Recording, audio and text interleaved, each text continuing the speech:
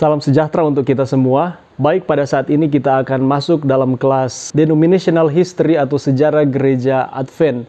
Dan pada pekan ini, inilah materi-materi atau pokok-pokok pembahasan yang akan kita selesaikan. Baik, untuk itu saya minta perhatian dari para mahasiswa untuk mendengarkan instruksi-instruksi atau mendengarkan akan garis-garis besar pelajaran yang akan kita pelajari bersama di kelas. Ketika kita mempelajari sejarah, jangan pernah lupa bahwa itu melibatkan nama, tanggal, tahun, peristiwa, dan doktrin-doktrin apa yang berkembang pada waktu tahun-tahun tersebut. Nah, ketika kita mempelajari akan sejarah gereja, keempat hal ini tidak bisa dipisahkan. Jadi otomatis kita harus mempelajari akan keempat hal ini. Tetapi ingat, supaya tidak menjadi boring di dalam kelas, mari kita lihat dari sudut pandang yang lain. Mari kita pelajari, mari kita melihat bahwa Allah hadir di dalam sejarah. Mari kita lihat bahwa peristiwa-peristiwa yang terjadi, yang sudah lewat di dalam sejarah, Allah turut bekerja di sana, Allah turut melindungi, memberkati, menjaga akan umat-umatnya, sehingga ketika kita menarik pelajaran dilihat dari sisi bahwa Allah menyertai,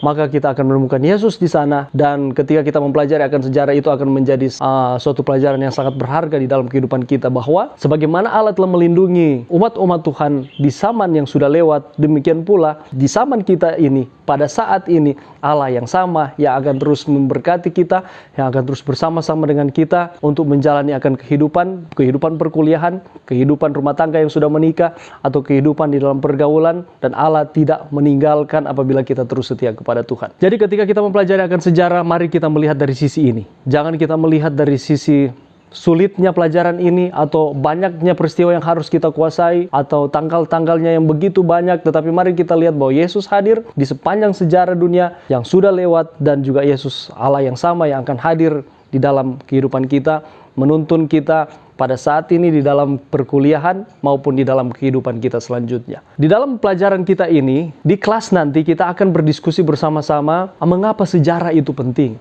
Siapkan jawaban kalian, karena kita akan berdiskusi bersama-sama mengenai pembahasan atau mengenai pertanyaan ini. Kita akan melihat ada beberapa hal yang membuat sehingga kita harus atau kita perlu mempelajari akan sejarah. Teristimewa dalam konteks ini kita sementara mempelajari akan sejarah gereja atau denominational history, sejarah gereja Advent. Ada juga pertanyaan lain yang akan kita diskusikan bersama-sama. Apa yang menjadi daya tarik dari gereja atau kepercayaan yang kalian sedang anut pada saat ini, sehingga kamu ada di situ saat ini? Mengapa kita menjadi anggota gereja tersebut? Apakah menurut kalian gereja itu menyelamatkan? Mengapa kita menganut suatu kepercayaan tertentu? Nanti kita akan diskusikan bersama-sama sehubungan dengan pelajaran ini. Selain itu, kita akan melihat, kita akan berfokus kepada bab yang pertama mengenai pengaruh nubuatan lahirnya pergerakan Advent, William Miller. Kita akan mempelajari mengenai latar belakang sehingga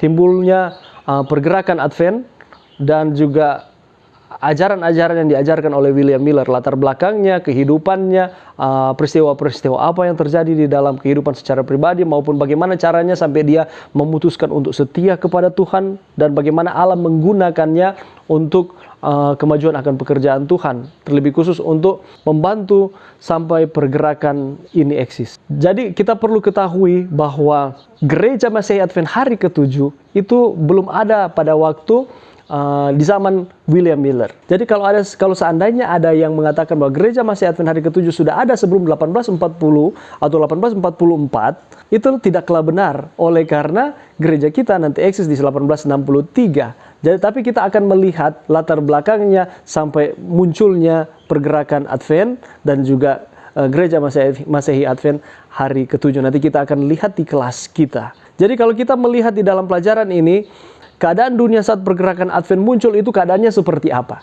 Bagaimana dengan revolusi industri? Apa-apa yang terjadi pada waktu itu di tahun 1750, 1800-an sampai 1903, dan selanjutnya apa yang terjadi ketika pergerakan ini muncul dan keadaan dunia pada waktu itu? Dan kita juga akan melihat bahwa di sana munculnya teori Charles Darwin dan lain sebagainya. Kita akan membahas mengenai perkembangan pengetahuan tentang Alkitab, perkembangan pengetahuan tentang nubuatan, ada premilenianisme dan postmilenianisme. Apa itu premilenianisme dan postmilenianisme? Kita akan pelajari, kita akan diskusikan bersama-sama nanti di kelas. Oke. di dalam pelajaran kita ini juga kita akan melihat sosok yang bernama William Miller yang saya sudah sentil tadi. Jadi fokus pelajaran kita pada hari ini atau pada kesempatan ini di minggu ini adalah seorang yang bernama William Miller. Bagaimana Allah menggunakannya untuk memajukan akan pekerjaan Tuhan, untuk membuat fondasi atau membuat dasar supaya pada akhirnya pergerakan ini eksis atau gereja ini eksis. Oke, kita akan lihat di sana masa muda dan kehidupan awal dari William Miller, apa yang terjadi di sana, siapa-siapa yang berkontribusi terhadap masa mudanya. Kita akan lihat mulai dari 1782 sampai 1803. Kita akan melihat mulai dari lahirnya sampai usianya yang ke-21 tahun di masa mudanya, apa saja yang dia lakukan dan apakah dia memang sudah setia terhadap gereja atau dia sudah setia terhadap denominasi yang dianutnya atau seperti apa kehidupannya. Nanti kita akan pelajari bersama-sama. Kita juga akan melihat bagaimana proses kehidupan dari William Miller di mana di tahun 1803 sampai 1816 dari usianya yang ke-21 tahun sampai ke 34 tahun, apa yang terjadi di dalam kehidupannya, apakah ada hal-hal yang buruk atau hal-hal yang aneh yang terjadi dalam kehidupannya, itu yang akan kita diskusikan bersama-sama. Di sana kita akan temukan ada kata skeptis. Apa itu skeptis? Di sana juga kita akan melihat bagaimana William Miller memutuskan untuk melayani akan negara, untuk bekerja sebagai seorang prajurit militer, dan apa yang terjadi di sana kita akan lihat nanti di kelas. Nanti juga kita akan melihat bagaimana William Miller atau apa alasan utamanya. Ada dua alasan utama mengapa William Miller itu pada akhirnya dia masuk wajib militer, atau dengan kata lain dia memutuskan untuk menjadi prajurit, untuk menjadi tentara, untuk membela akan negaranya. Nanti kita akan lihat bersama-sama. Kita juga akan mempelajari bagaimana sampai William Miller pada akhirnya dia memutuskan untuk kembali setia kepada Tuhan. Berarti kalau berbicara mengenai kembali setia kepada Tuhan, dia pernah berada di posisi tidak setia atau tidak percaya lagi kepada Tuhan.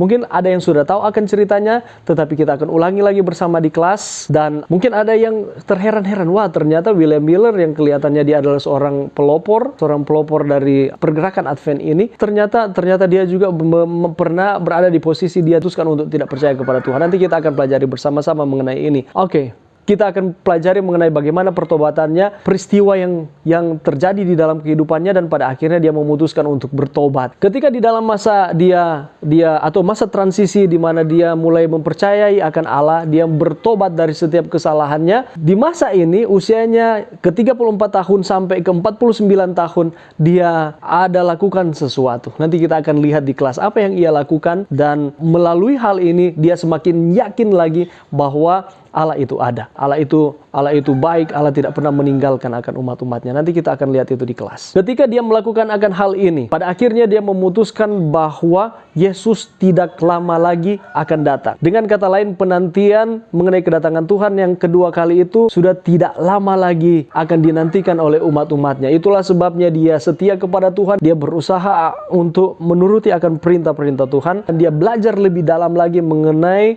konsep kedatangan Tuhan pada kali yang kedua. Dan ketika dia mempelajarinya, di dalam pikirannya katanya muncul kekhawatiran bahwa karena waktunya sudah dekat, adalah penting, adalah sudah urgent ini bagi dunia untuk mendengar dan mengetahui akan hal ini, bahwa tidak lama lagi Tuhan akan datang. Nah, ada yang dilakukan oleh William Miller. Nanti kita akan lihat di kelas apa yang dia lakukan, yang pada awalnya dia tidak mau lakukan ini, sehubungan dengan desakan bahwa dunia perlu tahu mengenai konsep kedatangan Tuhan, atau Yesus itu tidak lama lagi akan datang. Di sana kita akan temukan ada tiga alasan mengapa William Miller tidak mau membagikan akan pekabaran mengenai kedatangan Tuhan yang kedua kali ini. Ada 3 alasan yang akan kita pelajari bersama-sama. Kita akan lihat juga bagaimana sampai pada akhirnya yang tadinya dia sudah mengetahui akan kebenaran, tetapi ada suatu peristiwa yang terjadi di dalam kehidupannya sehingga pada akhirnya dia semakin yakin bahwa Allah menggunakannya dan dia harus menyampaikan akan pekabaran kedatangan ini kepada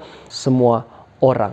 Jadi selain kita melihat kontribusi yang dilakukan oleh William Miller, kita juga di sana akan melihat peran dari pembantu, dalam istilahnya rekan kerja dari William Miller, yakni Joshua Himes. Kita akan melihat akan kehidupan dari Joshua Himes, bagaimana dia membantu akan William Miller di dalam menyampaikan bahwa Yesus itu tidak lama lagi akan datang.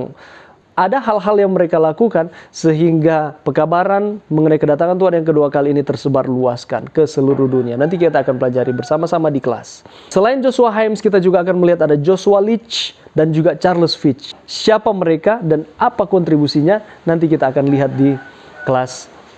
Oke, jadi sepanjang pelajaran kita di pekan ini, kita akan mempelajari mengenai hal-hal ini. Apabila ada pertanyaan-pertanyaan atau apabila ada hal-hal yang perlu disampaikan, nanti kita akan sampaikan atau kita akan diskusikan bersama-sama di kelas nanti. Tuhan memberkati.